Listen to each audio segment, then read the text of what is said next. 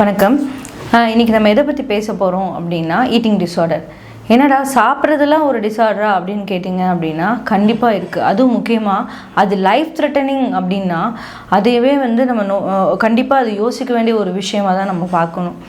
ஏன் அப்படின்னா இது ஈட்டிங் டிஸார்டர் அப்படிங்கிற ஒரு விஷயம் நிறைய நேரத்தில் டெத்தை கூட காஸ் பண்ணும் அப்படிங்கிறது ரிசர்ச் எவிடெண்ட்டாக சொல்கிறாங்க.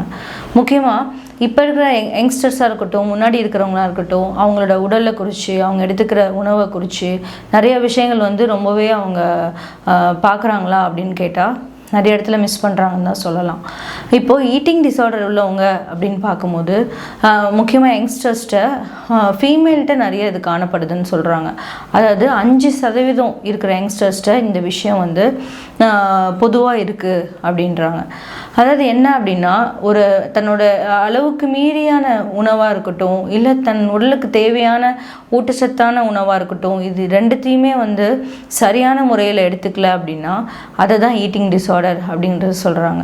அது மட்டும் இல்லாமல் சரியான நேரத்துக்கு, சரியான டைமுக்கு, சரியான காலத்துக்கு அதை எடுத்துக்காமல் இருக்கிறாங்க அப்படின்னா அதுதான் ஈட்டிங் டிஸார்டர்னு சொல்கிறாங்க. இது என்ன மாதிரி விஷயத்தினால ஏற்படும் அப்படின்னு கேட்டிங்க அப்படின்னா, செரோட்டோனின் அண்ட் டோபமைன் அப்படிங்கிற ஒரு சில கெமிக்கல் இம்பேலன்ஸ்னால கூட இது ஏற்படலாம். அது மட்டும் இல்லாமல் ஜெனட்டிக்காக கூட நிறைய பேருக்கு இது ஏற்படுதுன்னு சொல்கிறாங்க. அதுதான் ஈட்டிங் டிஸார்டர். இப்போ அதில் ஒரு சில வகைகள் நம்ம பார்க்கலாம். ஃபஸ்ட்டு நம்ம பார்க்கக்கூடிய டிஸார்டர் என்ன அப்படின்னா அனோரெக்சியா நர்வோசான்னு சொல்லுவாங்க. அதாவது இதில் என்ன ஆகும் அப்படின்னா, அவங்க ஓரளவுக்கு பார்க்க ஓகேயாக தான் இருப்பாங்க.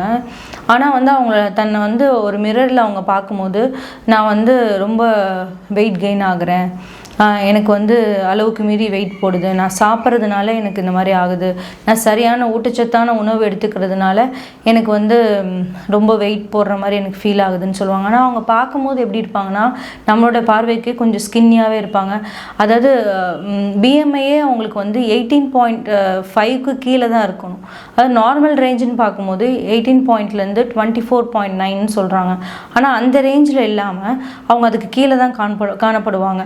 ஆனால் அவங்க பார்வைக்கு சின்னதாக ஒரு இன்ச் அவங்க கூட்டிட்டா கூட நான் இந்த சாப்பாடு எடுத்துக்கிட்டனால தான் நான் இந்த மாதிரி எனக்கு வெயிட் கெயின் ஆகிடுச்சு அப்படின்னு சொல்லி உண்மையாகவே ரொம்பவே ஊட்டச்சத்தான ஒரு உணவை கூட அவங்க ரொம்ப அவாய்ட் பண்ணிவிட்டு ரொம்ப மால் நியூட்ரிஷனோட தான் காணப்படுவாங்க.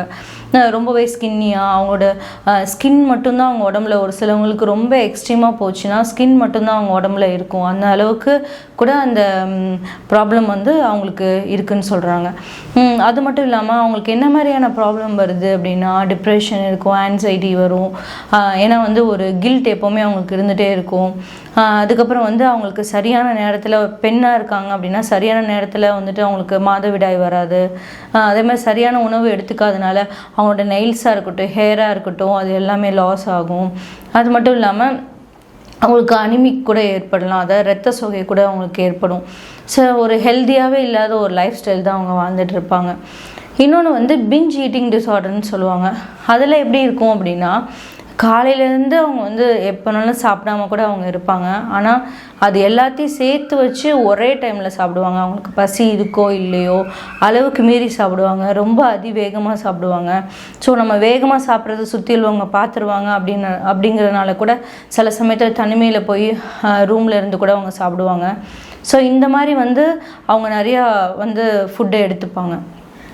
அது மட்டும் இல்லாமல் அவங்களுக்கு அதனால் என்ன ஆகும் அப்படின்னா, நிறையா அவங்க உடம்புல ஃபேட் ஸ்டோரேஜ் ஆகி நிறைய டைமில் வெயிட் கெயின் கூட நிறையா அவங்களுக்கு ஆகும்.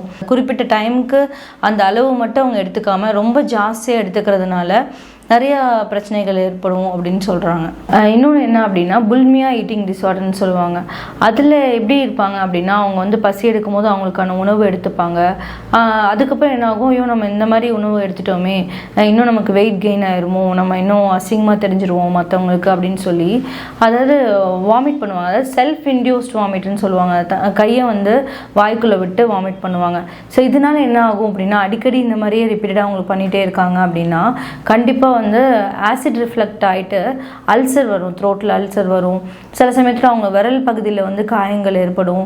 இந்த மாதிரியான விஷயத்துக்கெலாம் அவங்க தள்ளப்படுவாங்க. இன்னும் என்ன பண்ணுவாங்கன்னா, தான் இன்னும் ஃபிட்டாக இருக்கணும் அப்படிங்கிறதுனால சரியான உணவு முறைகள் எடுக்காமையே ஃபிசிக்கல் எக்ஸசைஸ் நிறையா பண்ணிகிட்டே இருப்பாங்க. அதில் இன்னும் பலருக்கு போன் ஃப்ராக்சர் ஆகிறதுக்கு கூட நிறைய வாய்ப்பு இருக்குது அப்படிங்கிறது சொல்கிறாங்க. ஸோ இந்த மாதிரியான விஷயத்தெல்லாம் எப்படி ஹேண்டில் பண்ணணும், இதுக்கெலாம் ட்ரீட்மெண்ட் இருக்கா அப்படின்னு கேட்டால் கண்டிப்பாக இருக்குது. அதாவது சிபிடின்னு சொல்லக்கூடிய காக்னிட்டிவ் பிஹேவியரல் தெரப்பின்றது வந்து இதுக்கு ரொம்ப யூஸ்ஃபுல்லாக இருக்கும். இன்னும் ஒரு படி போகணும் அப்படின்னா, ஒரு சிலவங்களுக்கு ரொம்பவே இது வந்து அட்ரஸ் பண்ணாமல் அந்த டைமில் விட்டதுனால கொஞ்சம் எக்ஸ்ட்ரீமாக போயிட்டுருக்கு அப்படின்னா, அவங்கள இன்பேஷண்ட்டில் வச்சு கூட அவங்கள மானிட்டர் பண்ணி அவங்களோட உணவு பழக்கத்தை வந்து சரியான முறையில் ஆக்கி, உணவு எடுத்துக்கிறதுனால ஏற்படுற அந்த கில்ட் அப்படிங்கிற ஒரு விஷயத்தை வந்து சரி பண்ணலாம். ஏன்னா கில்ட்டுங்கிற விஷயம் என்ன ஆகும் அப்படின்னா, ஐயோ நம்ம நிறைய எடுத்துட்டோமோன்னு ஒரு பதட்டத்தை உண்டு பண்ணிகிட்டே இருக்கும்போது நிறைய பேர் வந்து தற்கொலைக்கு கூட தள்ளப்படுறாங்க. தற்கொலை கூட பண்ணிக்கிறதுக்கு நிறைய வாய்ப்புகள் இருக்குது. ஸோ இது ரிஸ்கெல்லாம் நம்ம தடுக்கணும் அப்படின்னா பேஷண்ட்டாக கூட அவங்கள வச்சு நம்ம பார்க்கலாம். இன்னொன்று வந்து காக்னிட்டிவ் பிஹேவியரல் தெரப்பின்னு சொல்லக்கூடிய தெரப்பி கூட அவங்க கொடுக்கலாம். அவங்களோட எண்ண ஓட்டங்கள் எப்படி இருக்குது, அதை எப்படி மாறுதல் ஏற்படுத்தலாம் அப்படிங்கிற தெரப்பி கூட அதுக்கு இருக்குது. ஸோ நம்மளில் யாராவது அந்த மாதிரியான பிரச்சனைகளில் ஃபேஸ் பண்ணிகிட்ருக்கீங்க அப்படின்னா கண்டிப்பாக அந்த தெரப்பி எடுத்து அதுலேருந்து வெளியே வந்து இயல்பான ஒரு நல்ல வாழ்க்கையை வந்து வாழ்கிறதுக்கு சிபிடி வந்து ரொம்பவே ஹெல்ப்ஃபுல்லாக இருக்குங்க. நன்றி.